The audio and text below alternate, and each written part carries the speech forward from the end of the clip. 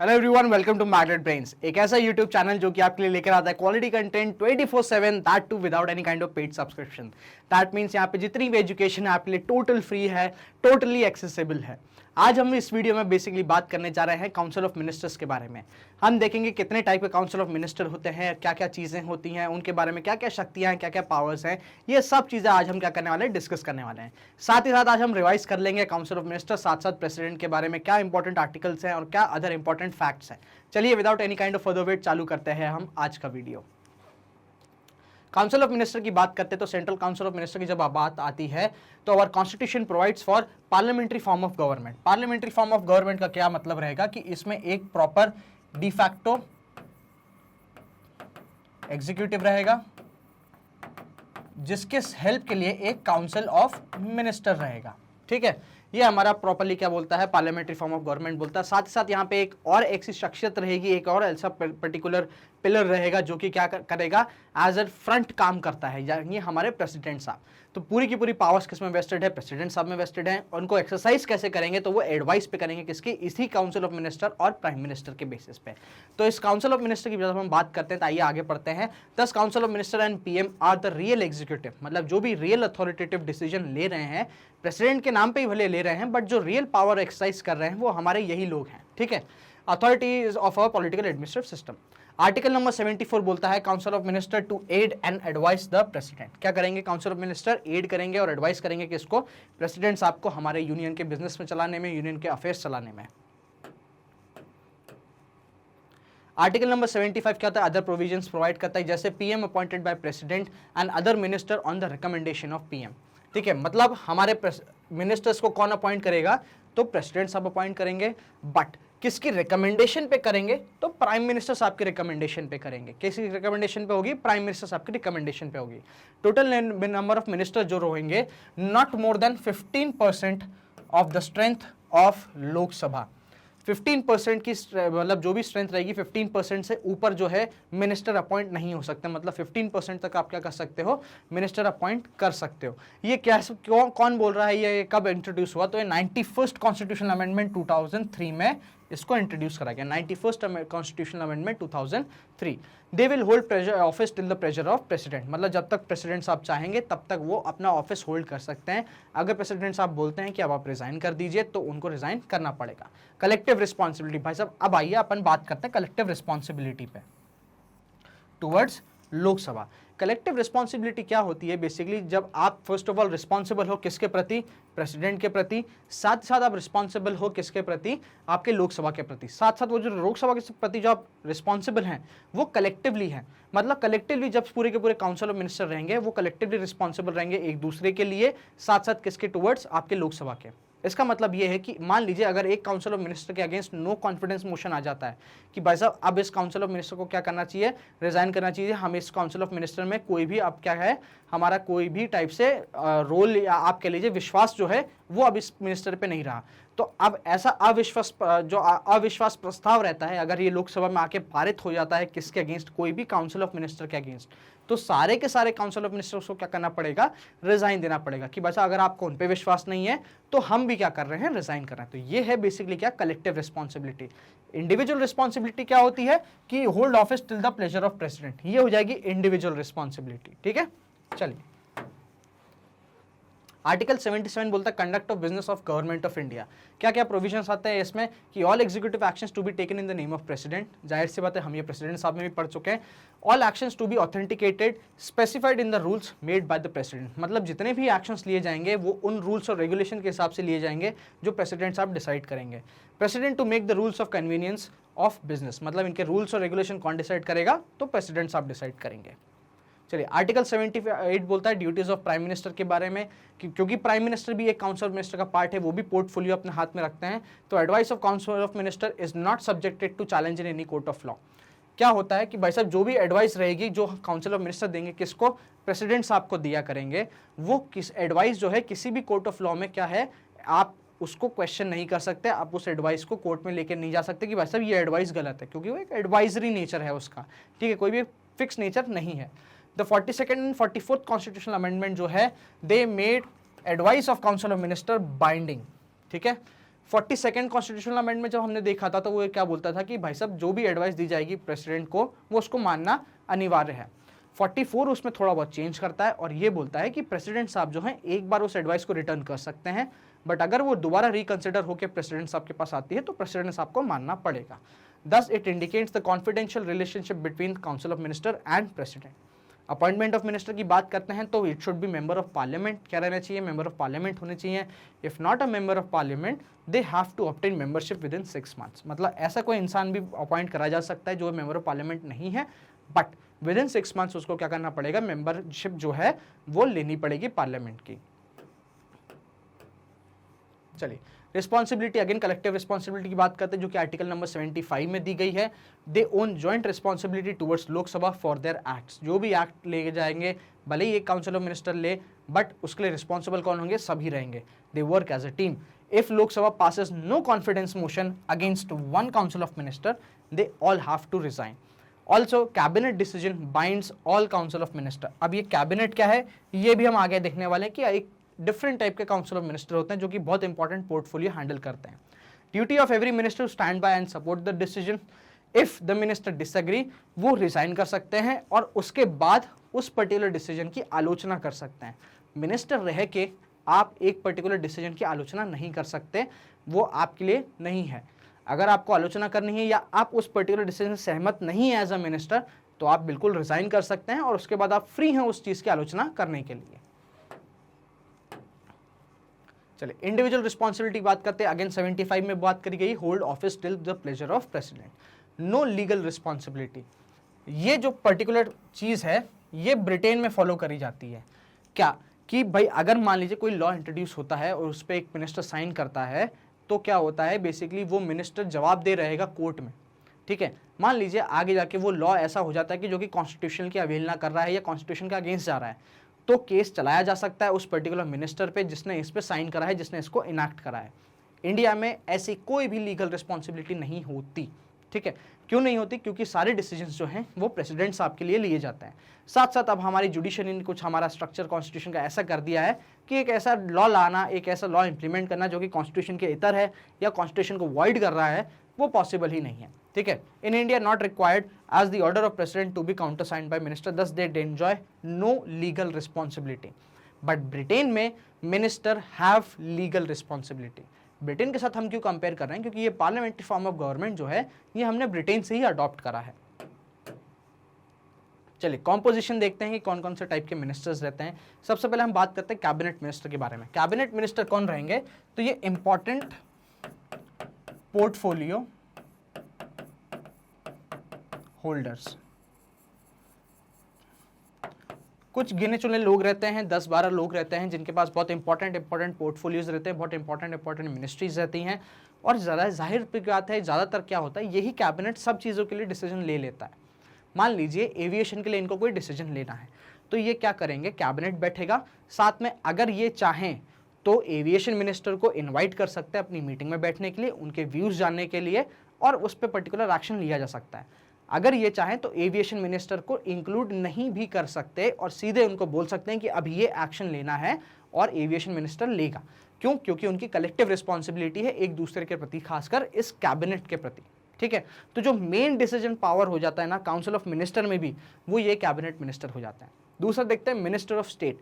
Minister of state basically यहाँ पे अब स्टेट की बात नहीं है, मध्य प्रदेश या उत्तर प्रदेश की बात नहीं है। मिनिस्टर ऑफ स्टेट मतलब किसी एक पर्टिकुलर डिपार्टमेंट के मिनिस्टर की बात हो रही है। दो टाइप के मिनिस्टर होते हैं, एक होता है विथ इंडिपेंडेंट चार्ज, मतलब सोलली रिस्पॉन्सिबल है, सोलली अथॉरिटेटिव है और सोलली ही क्या है, अकाउंटेबल है। दूसरा विदाउट इंडिपेंडेंट चार्ज, मतलब ये जाहिर सी बात है नए लोगों को दिया जाता है विदाउट इंडिपेंडेंट चार्ज, मतलब इनके साथ दूसरा मिनिस्टर भी बिठाया जाएगा और ये लोग कलेक्टिवली उस मिनिस्ट्री को संभालेंगे। नेक्स्ट आता है डेप्यूटी मिनिस्टर, जो कि अगेन दिया जाता है विद इंडिपेंडेंट चार्ज वाले को। ये अगेन एक नया पर्सन ऐसा होता है जिसको काम सिखाना होता है, ये इस टाइप से। अब जैसे कि मैंने आपको पापा ने पहले पढ़ा कि मिनिस्टर जो है वो 15% से ऊपर नहीं हो सकते, इसलिए एक नई पोजीशन बनाई गई है, एक नई पोस्ट बनाई गई है जिसको हम बोलते हैं parliamentary secretary. Parliamentary secretary basically क्या रहेंगे, अलग अलग जो कमिटीज़ बनती है पार्लियामेंट में उनके ये सेक्रेटरी रहते हैं, उनके ये बेसिकली क्या करते हैं, करता धरता रहते हैं। अगेन ये क्या क्यों बनाई गई है ऐसी चीज़, क्या कि इनकी जो पॉलिटिकल महत्वाकांक्षा है वो पूरी हो सके। भाई जाहिर सी बात है, आपको इंसान क्या है मेजॉरिटी में इलेक्ट होकर अगर वो बना है, आपके लोकसभा में गया है, गवर्नमेंट फॉर्म कर रहा है, तो जाहिर सी बात है वो ये चाहेगा कि यार मैं एटलीस्ट एक मिनिस्टर तो बन जाऊँ। बट हर किसी को मिनिस्टर नहीं बनाया जा सकता, ठीक है। तो इसलिए क्या करते हैं, ये एक नई पोस्ट निकाली गई है पार्लियामेंट्री सेक्रेटरी, जो कि कॉन्स्टिट्यूशन में नहीं है, और ये प्राइम मिनिस्टर के तरफ रिस्पॉन्सिबल है, ना कि प्रेसिडेंट साहब की तरफ।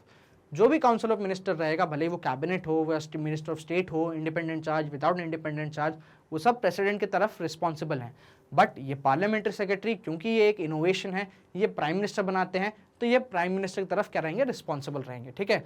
Not a part of executive but enjoys और equivalent power to that of minister. इनके पास ऑलमोस्ट इक्विवेलेंट पावर रहती है एक मिनिस्टर को लेकर।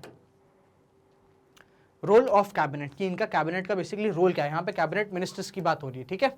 इनका बेसिक रोल क्या है, हाईएस्ट डिसीजन मेकिंग अथॉरिटी होते हैं, चीफ पॉलिसी फॉर्मुलेटिंग बॉडी होती है, supreme executive authority of India, chief coordinator of central administration, advisory body to president. मतलब इनके पूरे का पूरा जो मेन काम है एग्जीक्यूटिव का,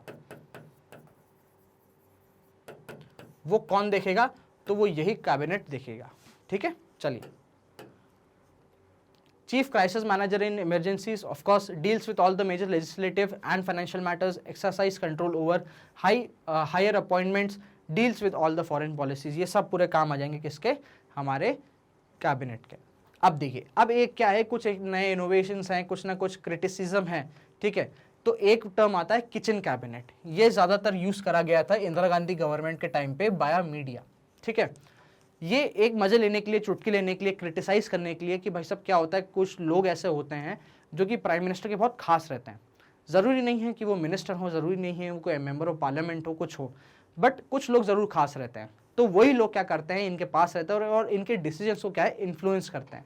तो इस अनडेमोक्रेटिक प्रोसेस को मॉक करने के लिए, उनके मजे लेने के लिए, उनको क्रिटिसाइज करने के लिए मीडिया ने एक टर्म दिया, क्या, किचन कैबिनेट, ठीक है। चलिए, term given by media to mock informal body which comprise 4 to 5 members, not necessarily of MPs prominent during Indira Gandhi time था, ठीक है। शैडो कैबिनेट, ये शैडो कैबिनेट देखिए एक बहुत अच्छी चीज है जो कि ब्रिटेन में फॉलो होती है।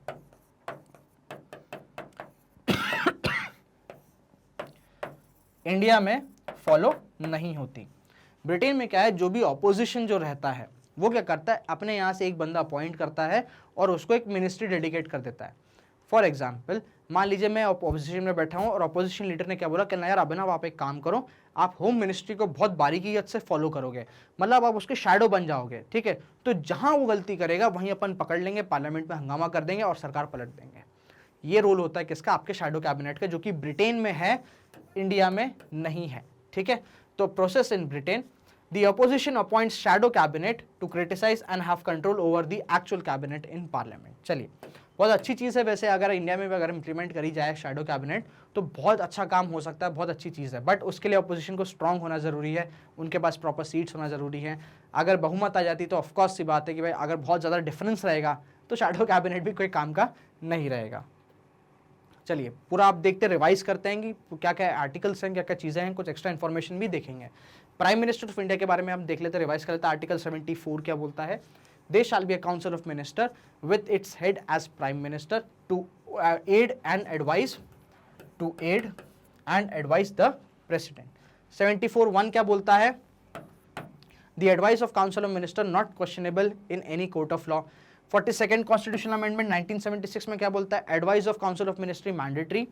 44th क्या बोलता है कि can return the advice for reconsideration only once, मतलब अगर दोबारा से रिकंसिडरेशन पास होकर वापस प्रेसिडेंट के पास आता है तो उनको मानना ही पड़ेगा। चलिए, 75 क्या बोलता है, PM to be appointed by president, council of minister to be appointed by president on recommendation of prime minister, on recommendation of prime minister. They will acquire office till the pleasure of president.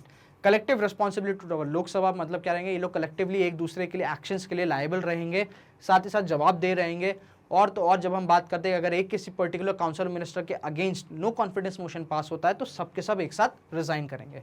Oath of affirmation and salary जो है 75(4) में दी गई है। ध्यान देना, हमारे यहाँ पे जो शेड्यूल्स बनी हुई हैं उसमें एक प्रॉपर शेड्यूल आता है जिसमें सैलरीज और उनके बारे में दिया गया है, उनमें सैलरी ऑफ प्राइम मिनिस्टर नहीं है। आर्टिकल 75 में दी गई है किसकी, प्राइम मिनिस्टर की सैलरी या काउंसिल ऑफ मिनिस्टर की सैलरी के बारे में। 77 की बात करते हैं तो conduct of business of government of India है कि किस प्रोसीजर से होगा, क्या क्या रूल्स एंड रेगुलेशन फॉलो होंगे, इन रूल्स एंड रेगुलेशन को कौन बनाएगा, तो प्रेसिडेंट बनाएंगे। 78 की बात करते हैं duties of prime minister as respect to furnish such information to president as asked, मतलब प्रेसिडेंट अगर कुछ इन्फॉर्मेशन मांगते हैं तो it's a duty of prime minister to furnish, to provide, to give that particular information that is asked. चलिए important fact से बात करते हैं। 1980 दिल्ली हाई कोर्ट क्या बोलता है कि constitution does not require that a person must prove his majority in Lok Sabha before he is appointed. ये हमारा बहुत इंपॉर्टेंट डिसीजन है 1980 का, जो कि दिल्ली हाई कोर्ट ने लिया था। 1997 में सुप्रीम कोर्ट ने क्या बोल दिया था कि person not a member of parliament can be appointed as a PM for 6 months. ये भी बहुत इंपॉर्टेंट डिसीजन था, अगेन 97 में आया था, किसके, सुप्रीम कोर्ट के द्वारा। लॉन्गेस्ट टेन्योर की बात करें तो ऑफकोर्स जवाहरलाल नेहरू साहब हैं, जिन्होंने 16 ईयर्स 9 मंथ्स और 12 डेज तक एक प्राइम मिनिस्टर का पद संभाल के रखा था। शॉर्टेस्ट टेन्योर की बात करते हैं तो अटल बिहारी वाजपेयी जी आते हैं, किसमें, 13 डेज के टेन्योर में, जब इन्होंने क्या करा था, जब इनकी कोलिशन गवर्नमेंट बन रही थी। एक बहुत ही ऐसा फेज था जो कि बहुत ही ज़्यादा पॉलिटिकल इंस्टेबिलिटी हुआ करती थी इंडिया में। ओल्डेस्ट पीएम की बात करते हैं तो मोरारजी देसाई थे, और तो साथ साथ मोरारजी देसाई जो थे वो एक पहले नॉन कांग्रेसी प्राइम मिनिस्टर भी थे, और ऐसे पहले प्राइम मिनिस्टर थे जिन्होंने क्या कर दिया था, रिजाइन कर दिया। तो मोरारजी देसाई की जो जनता पार्टी गवर्नमेंट हुआ करती थी उसके साथ में जो है काफ़ी इंपॉर्टेंट फैक्ट्स जुड़े हुए हैं। चलिए यंगेस्ट प्राइम मिनिस्टर की बात करते हैं तो आज तक राजीव गांधी जी हैं। फर्स्ट फीमेल प्राइम मिनिस्टर की बात करते हैं तो श्रीमती इंदिरा गांधी जी हैं, जो कि मेंबर ऑफ राज्यसभा थी फॉर द फर्स्ट टर्म। मतलब ये उस टाइम पे जो आपकी थी प्राइम मिनिस्टर नहीं थी, ये मेंबर ऑफ पार्लियामेंट थी। कहाँ से, राज्यसभा से थी, ना कि लोकसभा से थी, जब ये आपके प्राइम मिनिस्टर अपॉइंट हुई थी। First deputy prime minister of India Sardar Vallabhbhai Patel थे। चरण सिंह जो थे, जो हमारे प्राइम मिनिस्टर रह चुके हैं, चरण सिंह जी, उन्होंने कभी भी लोकसभा का सेशन अटेंड नहीं करा पूरे टेन्योर में। विश्वास Pratap Singh, first prime minister who could not prove majority, ये पहले प्राइम मिनिस्टर ऐसे हुए जो अपनी मेजॉरिटी लोकसभा में प्रूफ नहीं कर पाए। पीवी नरसिम्हा राव जो थे वो एक एमपी नहीं थे, ठीक है, when appointed as a PM. मतलब पीवी नरसिम्हा राव जो क्या थे, जब इनको अपॉइंट करा गया था एज अ प्राइम मिनिस्टर तो ये उस टाइम पे मेंबर ऑफ पार्लियामेंट नहीं थे। HD देवगौड़ा जो थे वो उस टाइम पे MLA हुआ करते थे व्हेन अपॉइंटेड एज पीएम। उस टाइम पे क्या करा, उन्होंने MLA शिप छोड़ी और फाइनली क्या करा, मेंबर ऑफ पार्लियामेंट को मेंबरशिप अटेन करी। चलिए काउंसिल ऑफ मिनिस्टर के बारे में बात करते हैं। अगेन आर्टिकल थोड़े बहुत रिपीट होंगे। 74 बोलता है council of minister to aid and advise the president. 75 other provision के बारे में बात करता है जो कि उनके अपॉइंटमेंट से रिलेटेड है। टोटल मिनिस्टर कितने रहेंगे, याद रखिएगा 15% रहेगा, जो 91st कॉन्स्टिट्यूशन अमेंडमेंट 2003 में जोड़ा गया था। They should be A member of parliament. अगर वो नहीं है तो क्या करना चाहिए, उनको 6 महीने के अंदर अंदर वो क्या कर सकते हैं, मेंबरशिप ले सकते हैं। नहीं तो उनको क्या करना पड़ेगा, अपनी सीट विकेट करनी पड़ेगी। कलेक्टिव रिस्पॉन्सिबिलिटी और इंडिविजुअल रिस्पॉन्सिबिलिटी रहेगी। कलेक्टिव रिस्पॉन्सिबिलिटी किसके प्रति रहेगी, तो लोकसभा, और इंडिविजुअल रिस्पॉन्सिबिलिटी किसके प्रति रहेगी, तो प्रेसिडेंट। Excuse me. चलिए 77 की बात करते हैं, कंडक्ट ऑफ बिजनेस आ जाता है। All action to be taken in the name of president. जो भी रूल्स एंड रेगुलेशन है उसके अकॉर्डिंग ही एक्शन लिया जाएगा, और ये रूल्स एंड रेगुलेशन कौन बनाएगा, हमारे प्रेसिडेंट साहब। फैक्ट्स की बात है, आर्टिकल 352 एक लौता ऐसा आर्टिकल है जिसमें कैबिनेट वर्ड का मेंशन करा गया है। तो एक लौता आर्टिकल ऐसा है 352 जहां पे हमें कैबिनेट मिनिस्टर की बात करी गई है, ठीक है। बाकी जब हम 74, 75, 77 की बात करते हैं उसमें council of minister he term use करा गया है, कैबिनेट वर्ड यूज नहीं करा गया। Council of minister should be MP, if not should be obtain the membership within 6 months. Responsibilities की बात करते हैं तो कलेक्टिव रहती है, इंडिविजुअल रहती है, साथ साथ नो लीगल रिस्पॉन्सिबिलिटी, ठीक है। किचन कैबिनेट की बात होती है, again it's a term that was given to mock, ठीक है, मतलब एक चुटकी लेने के लिए, उसको क्रिटिसाइज करने के लिए एक ऐसा टर्म यूज करा गया था, किचन कैबिनेट। शैडो कैबिनेट हमारे ब्रिटेन में रहता है। तो ब्रिटेन में क्या होता है, ऑपोजिशन क्या करता है, एक एक पर्सन अपॉइंट करता है एक एक पर्टिकुलर मिनिस्ट्री पे, और उसको प्रॉपर्ली वॉच करने के लिए बोलता है, प्रॉपर्ली फॉलो करने के लिए बोलता है, जस्ट लाइक अ शैडो, इसलिए क्या बोलते हैं उसको, शैडो कैबिनेट।